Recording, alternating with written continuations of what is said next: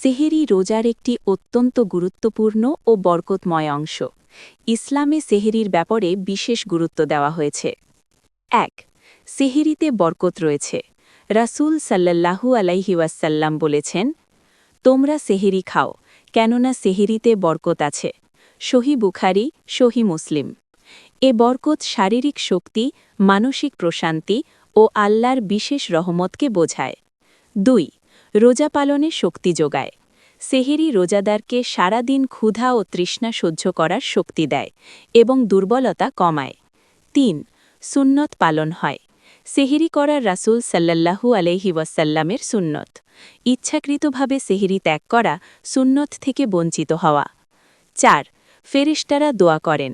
হাদিসে এসেছে, যারা সেহেরি করে আল্লাহ ও তার ফেরেশতারা তাদের জন্য দোয়া করেন। ৫. আহলে কিতাব থেকে পার্থক্য। রাসূল সাল্লাল্লাহু আলাইহি ওয়াসাল্লাম বলেছেন, আমাদের রোজা ও আহলে কিতাবদের রোজার মধ্যে পার্থক্য হল সেহেরি। ৬. ইবাদতের বিশেষ সময়। সেহেরির সময় হল তাহাজ্জুদ, দোয়া ও ইস্তেগফারের উত্তম সময়। এই সময় আল্লাহ বান্দার দোয়া কবুল করেন। উপসংহার: সেহেরি শুধু খাবার নয়, এটি বরকত, সুন্নত ও ইবাদতের এক মহামূল্যবান সুযোগ। তাই অল্প হলেও সেহেরি করা অত্যন্ত ফজিলতপূর্ণ।